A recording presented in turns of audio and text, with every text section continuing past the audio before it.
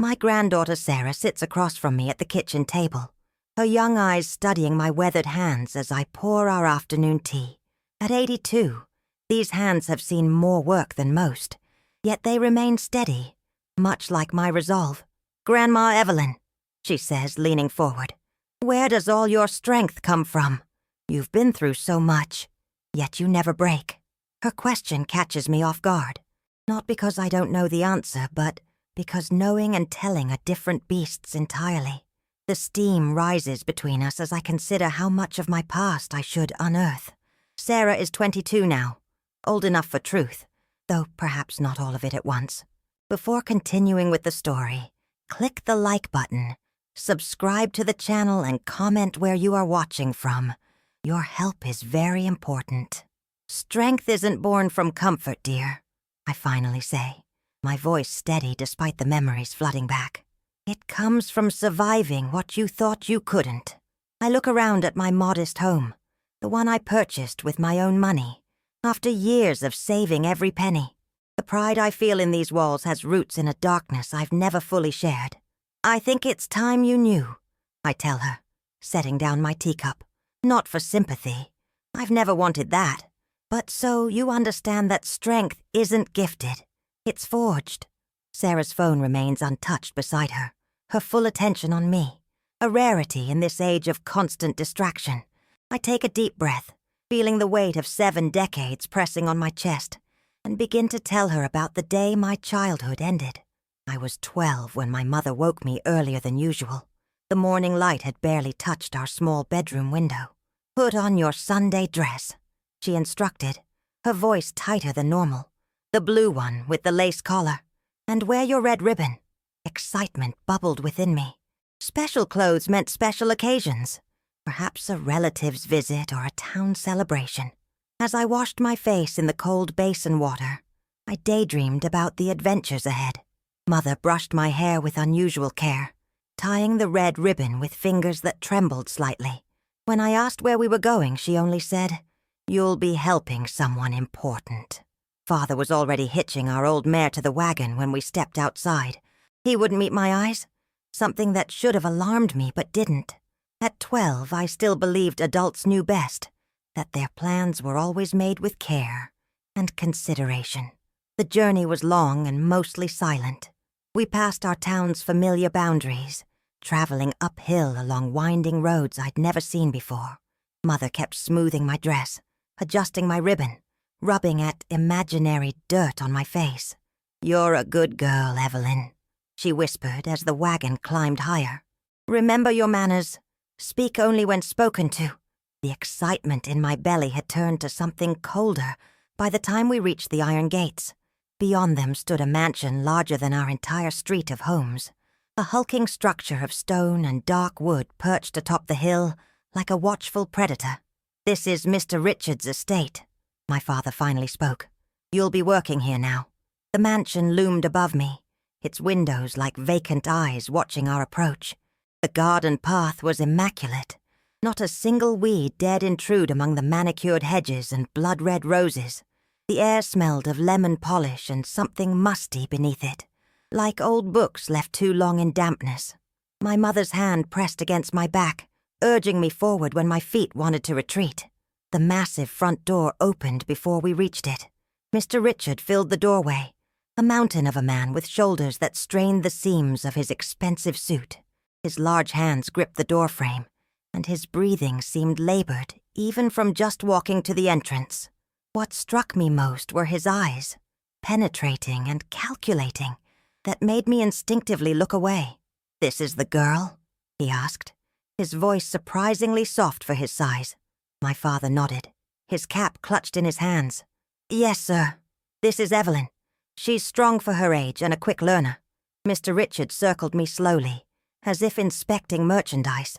"She'll do," he finally said, pulling out an envelope that my father took too quickly.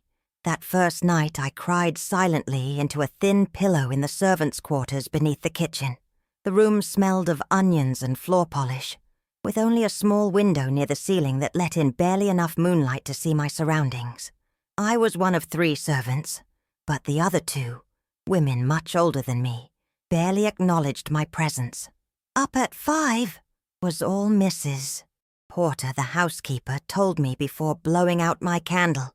The bell rang at 4:30 the next morning. I was already awake, having barely slept. My duties were explained in clipped sentences. Clean the fireplaces before the house wakes. Scrub the kitchen floors. Help prepare breakfast.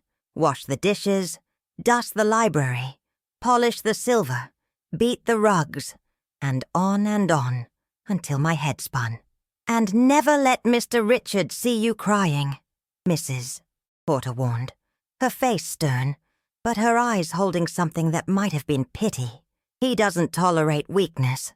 Days bled into weeks. My hands cracked and bled from the harsh soaps and hot water. My knees were permanently bruised from kneeling on hard floors. The blue dress with the lace collar hung forgotten in a corner of my room, replaced by a gray uniform that itched and never seemed to fit right. Letters home were permitted once a month, but I soon realized my parents didn't expect me to return. The contract they'd signed had sold 5 years of my childhood, a debt repayment that I later learned was for my father's failed business venture, one that Mr. Richard had financed.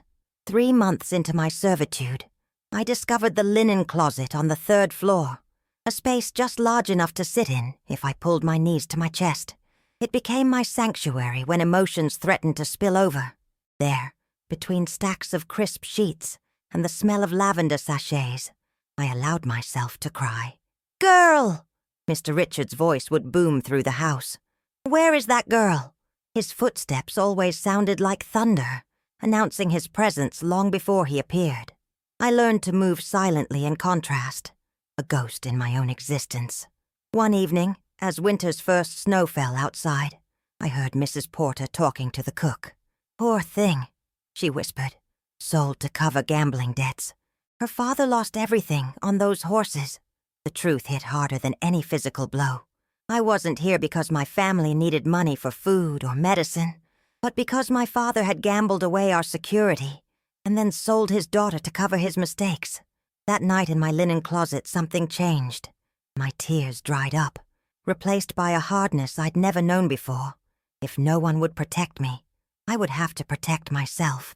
By my 13th birthday, which passed unmarked and uncelebrated, I had developed a system. Wake before the bell, finish my morning duties faster than expected, use the extra time to learn something new. Mrs. Porter caught me reading in the library one afternoon. I froze, expecting punishment, but she simply closed the door behind her. "You're smart to educate yourself," she said quietly. "But be careful. Mr. Richard doesn't like ideas in the heads of those who serve him." And she began leaving books where I would find them during my cleaning, worn copies of literature and mathematics texts that I devoured in stolen moments. Every new fact or story became a private possession that no one could take from me. One day, Mr. Richard found me calculating figures in the margins of the kitchen inventory list. His face darkened as he snatched the paper. "What do you think you're doing?" he demanded. "The numbers didn't add up correctly, sir," I replied, keeping my voice steady despite my racing heart. "The grocer has been overcharging for eggs by 3 cents per dozen for the past 4 months." He studied the paper, his brow furrowed. $12.36 total, sir," I added. A strange look crossed his face, something between surprise and annoyance. Without a word, he handed back the paper and walked away. The next day, a different grocer delivered our supplies. By 15, I had become indispensable. I could manage the household accounts, organize the pantry with military precision, and anticipate Mr. Richard's needs before he voiced them. My value had increased, and with it, a measured amount of respect. "You have a head for numbers," Mr. Richard remarked one evening, as I presented the monthly household expenditures. It was the closest thing to a compliment I'd ever received from him. "Yes, sir," I replied simply. "My business partner needs an assistant at his factory office. Someone trustworthy who won't make costly mistakes. I've recommended you." I struggled to keep my expression neutral, though inside hope flared for the first time in years. "When would I start, sir?" "Next week. The position pays $8 weekly. $6 will come to me, of course, for your room and board, and to continue paying your father's debt. The rest you may keep. $2 a week was more money than I'd ever had. Though most of my labor still belonged to others, this small freedom felt monumental. "Thank you, sir," I said, my mind already calculating how long it would take to save enough to buy my independence. Mr. Bernard's textile factory was a world away from the mansion, loud, chaotic, filled with the clatter of machines and the smell of cotton dust and sweat. As office assistant, I worked in a small room adjacent to the main floor, but I saw enough to understand the harsh conditions endured by the workers, many younger than me. My duties included payroll management, order processing, and correspondence. Every night I returned to Mr. Richards' house exhausted, but with my mind alive. I kept a small notebook hidden beneath my mattress, where I recorded everything I learned about business operations, costs, profits, and management. On Sundays, my only half-day off, I would walk to the public library and read everything I could about commerce and industry. The librarian, Mrs. Winters, noticed my interests. "Unusual reading for a young woman," she observed one afternoon, not unkindly. "I'm planning my future," I replied simply. She smiled and began setting aside articles about women entrepreneurs. "You remind me of my sister," she said. "Everyone told her she couldn't open her own millinery shop. Now she employs 8 women and sells hats to ladies in 3 counties. That conversation stayed with me, planting a seed that would later bloom. Every coin I saved went into a tin box hidden behind the loose brick in my bedroom wall. I calculated that in 4 years, I could have enough to rent a small room of my own and perhaps start a modest bookkeeping service. Mr. Richards' health began to decline that winter. His breathing grew more labored, his temper shorter. Sometimes I caught him watching me with an unreadable expression as I prepared to leave for the factory each morning. 2 weeks before my 18th birthday, Mr. Richard called me into his study, a rare occurrence that immediately put me on alert. He sat behind his massive desk, looking somehow diminished against the leather chair. "Sit down, Evelyn," he said, using my name for perhaps the first time in 6 years. I perched on the edge of the chair opposite him, hands folded in my lap, face carefully neutral as I'd trained myself to be in his presence. "Dr. Mills gives me 6 months," he said without preamble. "My heart is failing." I remained silent, unsure what response he expected. "You've proven yourself valuable," he continued. "More so than I anticipated when your father brought you here. My business affairs require someone trustworthy to manage them while I'm indisposed." My mind raced ahead of his words.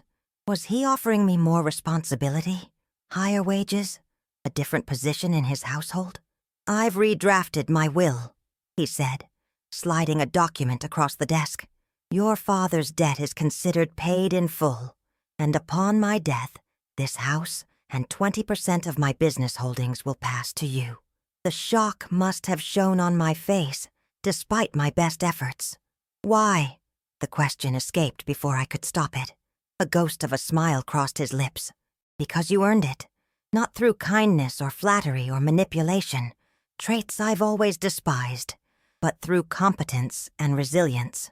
You built your value, brick by brick, just as I built mine."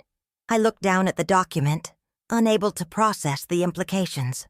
Freedom was one thing. Property and wealth were something I hadn't dared imagine. "I don't expect gratitude," he added. "This isn't charity. It's payment for services rendered and recognition of your capabilities." Mr. Richard passed away 4 months later. I stood at his grave feeling neither grief nor joy, just a complex mixture of emotions I couldn't name. The man who had been the instrument of my childhood's end had also, inadvertently, given me the means to rebuild my life on my own terms. I sold the mansion within a year. I had no desire to live in those rooms, filled with difficult memories. Instead, I purchased this more modest home, where I sit now, telling my story to my granddaughter. With the proceeds from my inheritance, I established a small accounting firm that grew steadily over the decades. Later, I created a foundation that funds education for disadvantaged girls, ensuring that others would have opportunities I was denied. I never returned to my parents' home. When my father died, I sent money for his funeral, but did not attend. My mother wrote once, asking for reconciliation, but some wounds run too deep for complete healing. So that's where it comes from, Sarah says softly when I finish speaking. Your strength. I nod, watching emotions play across her young face. Horror at what I endured, admiration for how I survived it, sadness for the childhood I lost. I'm not telling you this for pity, I remind her, reaching across to take her hand. Strength isn't something to be admired without understanding its cost. Mine came from having everything taken away and discovering that I still remained. But it's not fair that you had to become strong that way, she protests, tears gathering in her eyes. No child should have to find their strength the way I did. I agree. But now you know why I've pushed you to get your education. To be independent, to stand firmly on your own ground. Not because I feared you wouldn't be strong enough, but because I wanted your strength to come from choice and opportunity, not from surviving cruelty. Outside my window, spring flowers bloom in the garden I planted with my own hands. Inside, the home I earned through my own efforts shelters 3 generations of women who have never known what it means to be property. That perhaps is my greatest achievement, not the wealth I've accumulated or the business I built, but this.